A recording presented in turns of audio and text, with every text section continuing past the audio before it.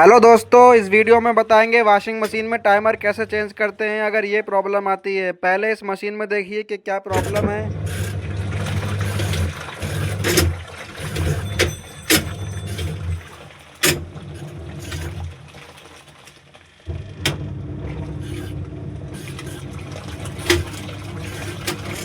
तो यहाँ पर ये हमारा टाइमर ख़राब हो चुका है। ये सब तरफ घूमता रहता है, कहीं भी रुकता नहीं है। और मशीन भी एक ही साइड घूमती रहती है, दूसरी साइड नहीं घूमती है दोस्तों।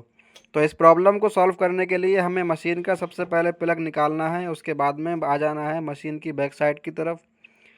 और ढक्कन को खोलने के लिए इसके ऊपर जो सारे पेच दिए गए हैं उस सारे पेचों को खोल लेना है। उसके बाद में हमारा ढक्कन इजीली हट जाता है दोस्तों। तो यहाँ पर हमने मशीन के ढक्कन को हटा लिया है। उसके बाद में इसमें जो सामने की तरफ जो वायरिंग दी हुई है, इस वायरिंग को खोल लेना है। यहाँ पर ये तार से बंधी हुई रहती है। हमें बटन वाली प्लेट के ऊपर के कवर को हटाना है, लेकिन उसको हटाने के लिए पहले हमें इनके तारों को फ्री कर लेना होता है, क्योंकि ये यहाँ नीचे बंधे हुए रहते हैं। और यहाँ ड्रेन रबड़ का जो ड्रेन वाला जो सिस्टम होता है, जो हम बटन से ऊपर को खींच के पानी निकालते हैं, तो इस डोरी को भी इस तरीके से निकाल के अलग कर लेना है। और उसके बाद में हमें बटन वाले कवर के ऊपर भी दो पेच मिलते हैं, उन दोनों पेचों को भी खोल के निकाल लेना है दोस्तों। अब देखिए यहाँ पर ये दोनों पेच निकल चुके हैं, लेकिन फिर भी ये जो कवर है बटन वाला, ये ऊपर को नहीं आएगा। आप ऐसे ही इसको खींचेंगे तो ये बाहर नहीं आता है, इसमें लॉक रहते हैं। और ज़्यादा ये कोशिश करने पर इसके लॉक भी टूट जाते हैं दोस्तों। तो इसके लॉक को खोलने के लिए इसको हल्के से साइड में, राइट साइड में इसको हल्का सा करना है और इसके लॉक निकल जाएंगे। उसके बाद में जब आप इसको ऊपर की तरफ करेंगे तो ये आसानी से बाहर आ जाता है दोस्तों। तो यहाँ पर इसमें जो सारी वायरिंग दी हुई है, और ये हमारा राइट साइड में ये टाइमर है धुलाई वाला। इसी टाइमर में दिक्कत है। इस टाइमर को निकालने के लिए पहले हमें इसके ऊपर की ये नाबें निकालनी होती हैं, जो प्लास्टिक वाले जो बटन हैं इसके ऊपर के, इनको निकाल लेना है। और जो बटन बहुत ज़्यादा टाइट हो, जो हाथ से ना निकले, तो उसको पेचकस नीचे की तरफ डाल के ऊपर की तरफ जब प्रेस करेंगे तो वो ऊपर इस तरीके से आ जाता है दोस्तों। तो इन दोनों बटनों को निकालने के बाद में हमें अपने टाइमर को खोल के निकालना है। यहाँ टाइमर के ऊपर दो पेच दिए गए रहते हैं, जबकि इस टाइमर में एक पेच है और दूसरी तरफ एक लॉक दिया हुआ है। किसी में दोनों तरफ लॉक भी हो सकते हैं और किसी में दोनों तरफ पेच भी हो सकते हैं। तो यहाँ एक तरफ के पेच को निकालने के बाद में दूसरी तरफ के लॉक को भी निकाल लेना है। और टाइमर जो हमारा जो ये इसके अंदर लगा हुआ था, वो इस तरीके से बाहर निकल के आ जाता है। उसके बाद में इसकी जो वायरिंग है वो सारी यहाँ लॉक में फंसी हुई रहती है, उसको भी सब तरफ से निकाल लेना है और इसको बिल्कुल फ्री कर लेना है।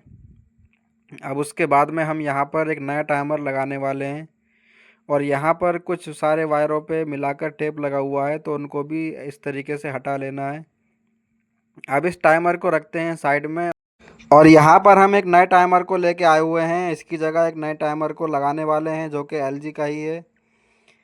टाइमर को लगाने के लिए सेम उसी तरीके से इसके राइट वाले लॉक को पहले फांसना है, और उसके बाद में इसके लेफ़्ट में लॉक को रखने के बाद में उसमें पेच कस देना है दोस्तों। तो यहाँ पर हमारा टाइमर लग चुका है। उसके बाद में पुराने टाइमर की जो वायरिंग है, जो 3 वायर उससे नीचे की तरफ जा रहे हैं, उन तीनों वायरों को काट लेना है और उन तीनों वायरों को एक एक करके छील लेना है। पुराने वाले तीनों वायरों को छीलने के बाद में इसके नए टाइमर के जो 3 वायर हैं उनको भी काट के एक एक करके छील लेना है, और उन सारे तीनों वायरों को आपस में कलर बाय कलर जोड़ देना है। जो नए वाले टाइमर में ब्लैक वायर मिला है उसको पुराने वाले ब्लैक वायर में जोड़ देना है, और दूसरा जो रेड वाला वायर है उसको रेड में, यानी लाल वाले को लाल में जोड़ देना है, और जो पीला वाला है वो पीले में जोड़ देना है दोस्तों। और उसके बाद में अच्छे तरीके से इन तीनों वायरों में टेपिंग कर देनी है।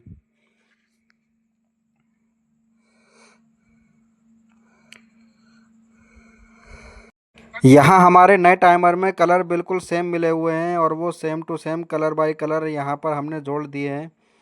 और कई बार ऐसा होता है, जो टाइमर हम नया लेकर आते हैं उसमें जो हमें जो वायर मिलते हैं उनके कलर कोड अलग होते हैं। तो उसमें प्रॉब्लम ये आती है कि कौन सा वायर कहाँ लगने का है, उसमें हमें थोड़ी सी कन्फ्यूज़न हो जाती है दोस्तों। तो आने वाली वीडियो में मैं बताऊंगा किस तरीके से हम वायर चेक करते हैं, कौन सा वायर जो हमारा है वो रनिंग का है, कौन सा स्टार्टिंग का है और कौन सा वायर मेन सप्लाई का है। तो इस तरह की वीडियो पाने के लिए चैनल को सब्सक्राइब करके बेल आइकन पे प्रेस कर लें। मैं जो भी वीडियो बनाऊंगा वो आप तक पहुंच जाएगी, उसका नोटिफिकेशन आपको मिल जाएगा। तो यहाँ पर हमारी जो वायरिंग है वो कंप्लीट हो चुकी है और इस तरीके से हमने इसके सारे वायरों पे टेपिंग अच्छे तरीके से कर दिए। अब इसके कवर को लगाना है और हमें क्या सावधानी बरतनी होती है वो अभी बताएंगे। उससे पहले हमें टाइमर के पेच को लगा लेना है।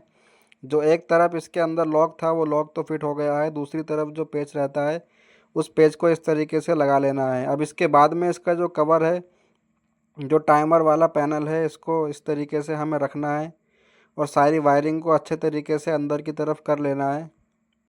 अब इसके बाद में हमें लगाने हैं पैनल के लॉक, और इसके पैनल के लॉक लगाने के लिए हमें सुखाने वाले ढक्कन को खोलना है और हमें जो पैनल है हमारा वो थोड़ा सा राइट साइड में करके रखना है, तभी उसके लॉक सही तरीके से बैठेंगे। तो यहाँ सामने की तरफ अच्छे तरीके से आपको मैं दिखाता हूँ क्लियर तरीके से कि यहाँ इसमें एक ये लॉक है, एक लॉक ये है और एक लॉक यहाँ इस तरफ है। तो इस तरीके से इसके लॉक धीरे धीरे नीचे की तरफ पुश करके बैठते हैं और इन सारे लॉक को बिठाने के बाद में ये जो हमारा पैनल है इसको हमें एक हाथ से धीरे से हल्का सा राइट साइड में करना है दोस्तों।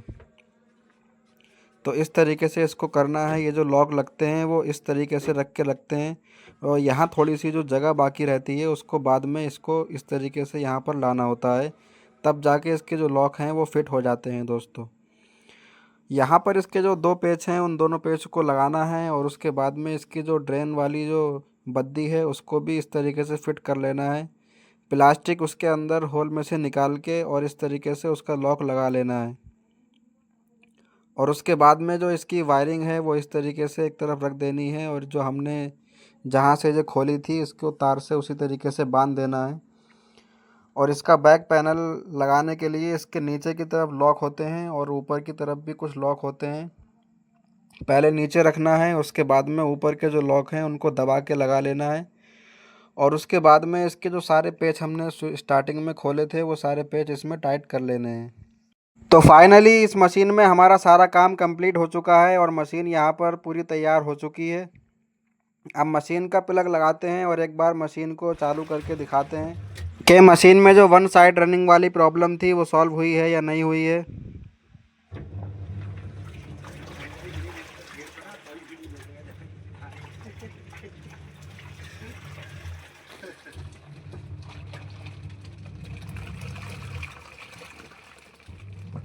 तो यहाँ पर आप देख सकते हैं मशीन में जो एक तरफ घूमने वाली प्रॉब्लम थी वो सॉल्व हो चुकी है। अब मशीन दोनों साइड में घूम रही है और इसका जो टाइमर कहीं भी घुमाने पर बंद नहीं हो रहा था, तो अब वो टाइमर भी सही तरीके से वर्क कर रहा है। वीडियो पसंद आई हो तो वीडियो को लाइक करें। इस तरह की और भी वीडियो पाने के लिए चैनल को सब्सक्राइब करें।